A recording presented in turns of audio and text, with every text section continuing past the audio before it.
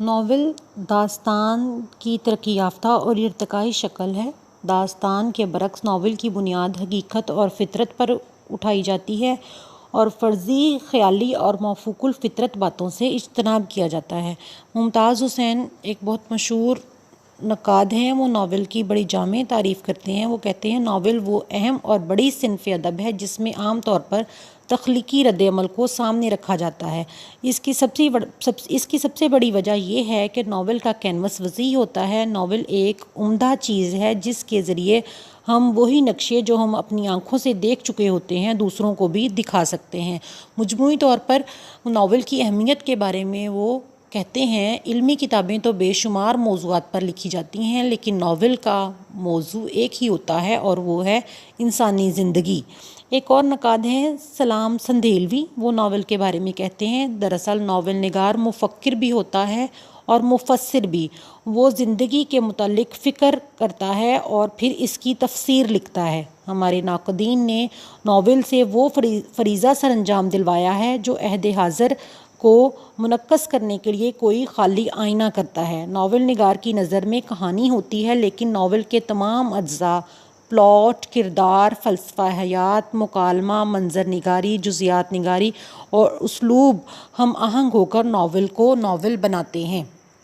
Novel کی اہمیت کے ساتھ ساتھ ہم ناول کے اجزاء پر بات کر لیتے ہیں۔ سب سے پہلا اور لازمی جز ناول کے لیے جو قرار پاتا ہے وہ ہے پلاٹ۔ پلاٹ ناول کا بنیادی اور اولین حصہ ہے۔ یہ ناول کا بنیادی خاکہ ہوتا ہے جس میں واقعات کی ترتیب اور ناول کے آغاز و انجام کا تعین ہوتا ہے۔ ناول میں پلاٹ کو ریڑھ کی ہڈی کی حیثیت حاصل ہوتی ہے۔ بعض ناولوں کے پلاٹ سادہ ہوتے ہیں جن میں کوئی ایک ہی کہانی بیان کی گئی ہوتی ہے۔ ایسے ناول جن میں کئی کہانیاں ایک ساتھ آگے بڑھتی ہیں، ایسے ناولوں کے پلاٹ مرکب پلاٹ کہلاتے ہیں۔ ناقدین نے ایک اچھا پلاٹ ترتیب دینے کے لیے سلیقہ، مہارت اور فطرت کو ضروری قرار دیا ہے۔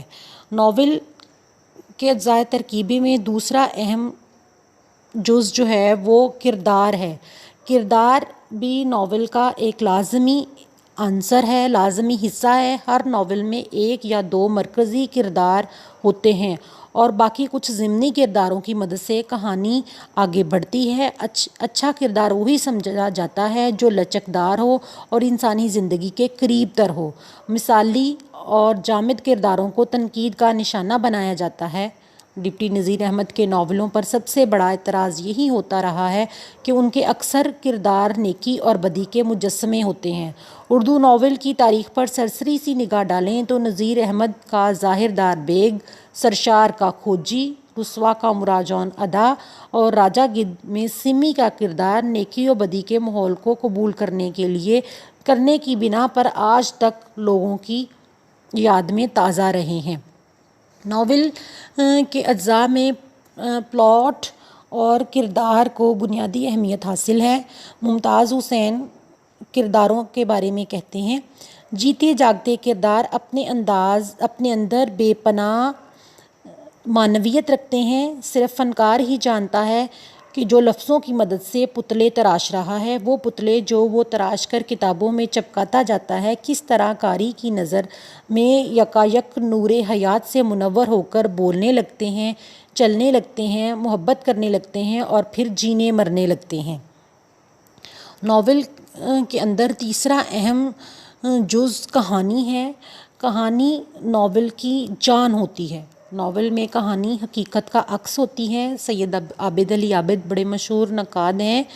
اسلوب، البیان، البدیع ان کی بڑی معروف کتابیں ہیں۔ وہ لکھتے ہیں کہ ناول میں قصہ ہمیشہ گھڑا جاتا ہے کیونکہ ناول کا محرک حقیقت کی تخلیق ہے، نہ کہ کسی آدمی کی زندگی کا سچا قصہ۔ گویا یہ بات دوسری ہے کہ کبھی آپ کو کوئی سچا قصہ اپنی خواہش کا مل جائے۔ اسی لیے انتظار حسین نے بھی یہی بات کی ہے۔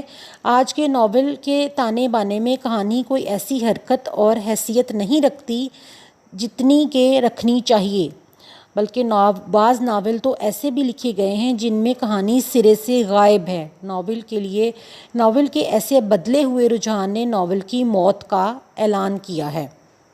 ناول کے اندر فلسفہ حیات کو بھی پیش کیا جاتا ہے۔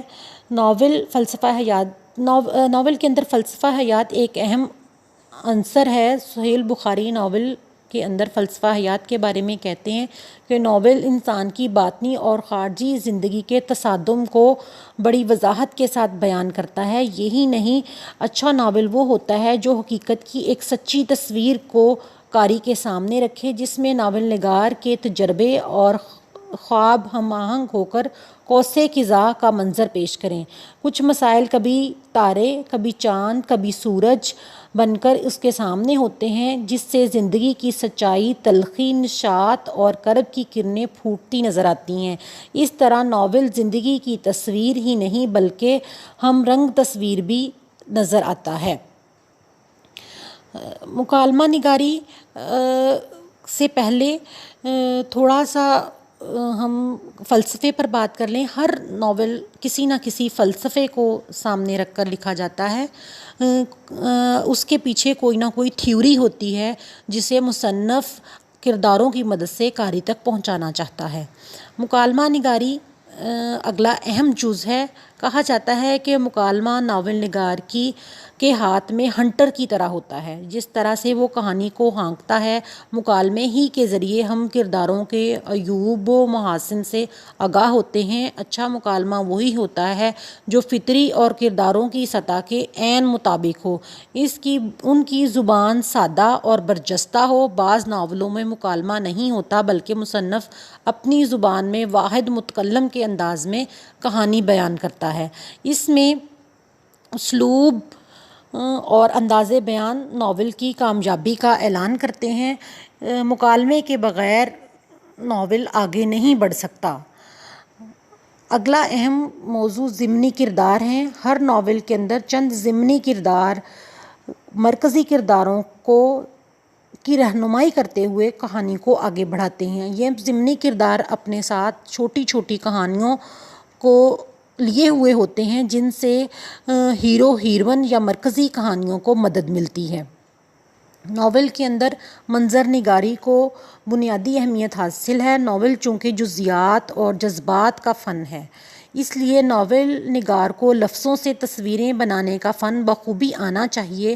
یہ منظر نگاری چاہے فطرت کی ہو، جذبات کی ہو، احساسات کی ہو یا پھر اچھائی اور برائی کی ہو، شہری یا دیہاتی زندگی کی ہو، اس کی نزاکتوں سے ناول نگار کو بخوبی آگاہ ہونا چاہیے تاکہ ناول کامیابی کا ضامن ٹھہرے۔ اسلوب ناول کا دوسرا بڑا فن ہے۔ اسلوب کے بغیر عمدہ کہانی نہیں لکھی جا سکتی۔